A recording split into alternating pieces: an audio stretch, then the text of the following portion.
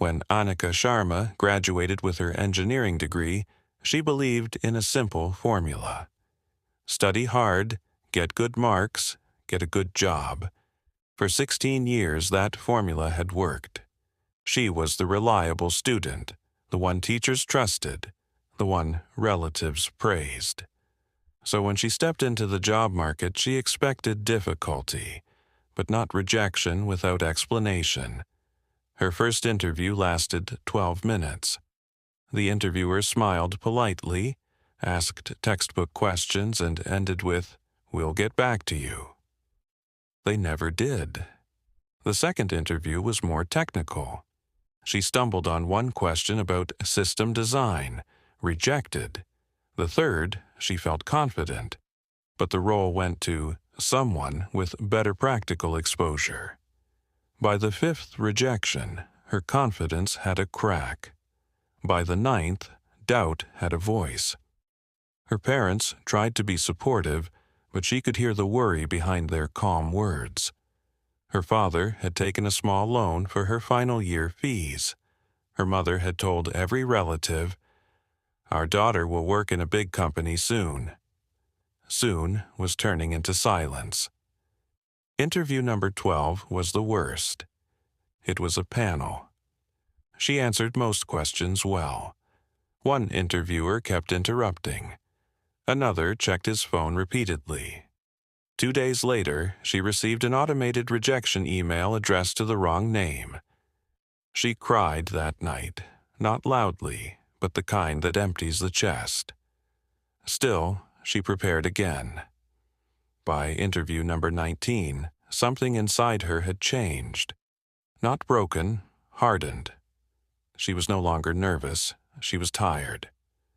That interview ended in 8 minutes, rejected again.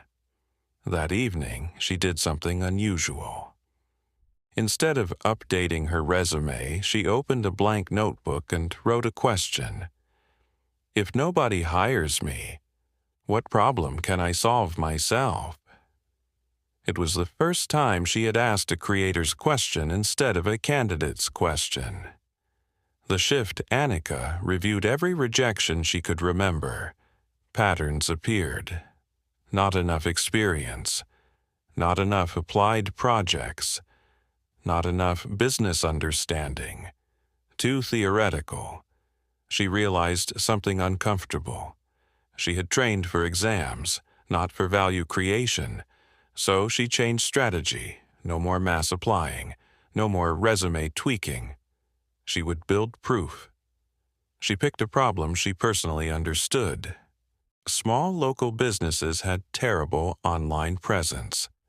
Messy listings, no analytics, poor customer funnels. She decided to fix that, even if nobody paid her at first. She chose 3 neighborhood businesses, a bakery, a gym, and a repair shop, and offered free digital optimization. Better Google listings, simple landing pages, customer tracking sheets, review funnels.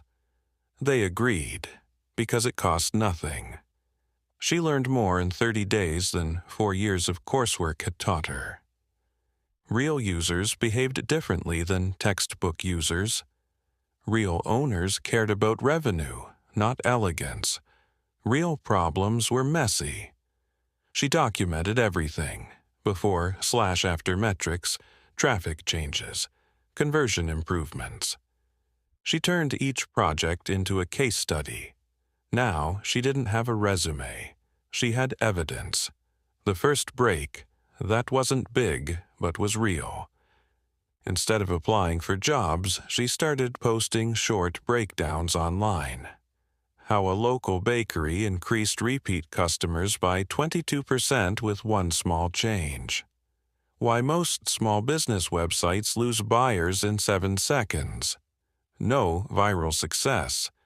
But a marketing consultant noticed her posts and offered a freelance task.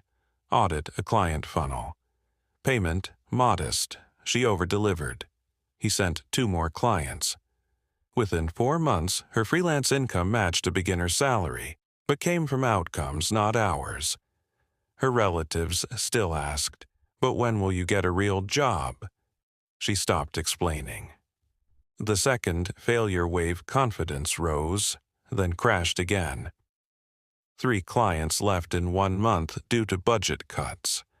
1 refused payment citing unsatisfactory impact despite using her work. Another copied her framework and ended the contract. Income dropped 60%. Old fear returned, stronger because she had tasted progress. This time, she didn't panic. She analyzed. Her mistake wasn't skill, it was positioning. She was selling tasks, not results. Tasks are replaceable, results are valuable. She redesigned her service. Not website audit, but customer leak recovery system. Not analytics setup, but profit visibility dashboard. Language changed response. Productizing knowledge, freelancing traded time for money.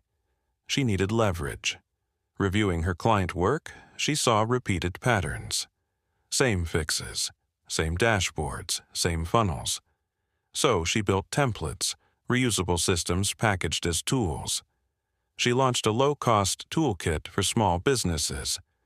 Plug-and-play, growth tracking sheets, plus tutorial videos. First week, 3 sales. Second week, 11 sales. Fourth week, 46 sales. Small, but scalable.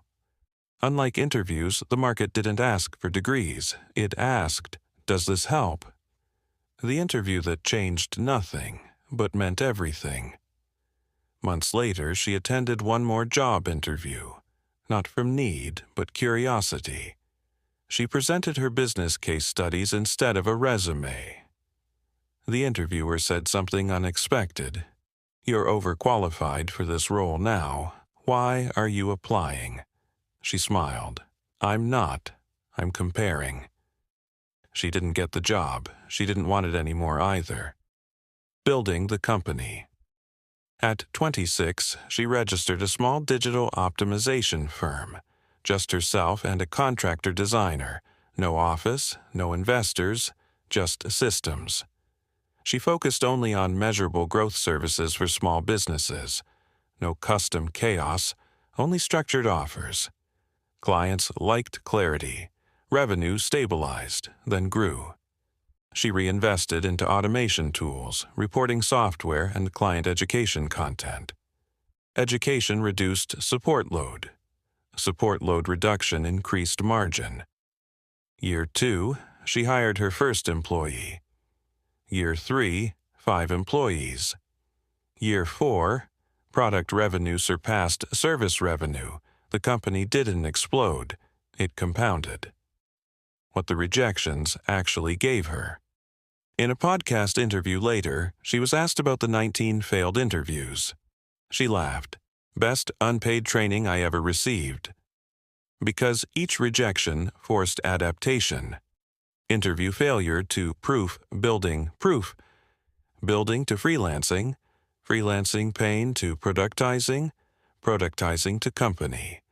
If she had been hired early, she believes she would have stayed comfortable and small, her operating principles. She later summarized her journey into working rules. Rejection is data, if you analyze it. Proof beats credentials. Free work is acceptable. Invisible work is not. Productize anything you repeat, position results, not effort. Stability comes from systems, not clients, the full circle moment. 5 years after her graduation, her company crossed 7 figures in annual revenue. Not unicorn scale, but real, profitable, independent. One day, she received a partnership email from a large firm. She recognized the name. It was the same company that had rejected her at interview number 7. This time, they wrote, "We've been following your work. We'd like to collaborate." She accepted as a vendor. No revenge, just symmetry. The quiet truth. People see the company and call it success. She sees the notebook question as success. If nobody hires me, what problem can I solve myself? That question turned dependency into ownership. 19 interviews said no.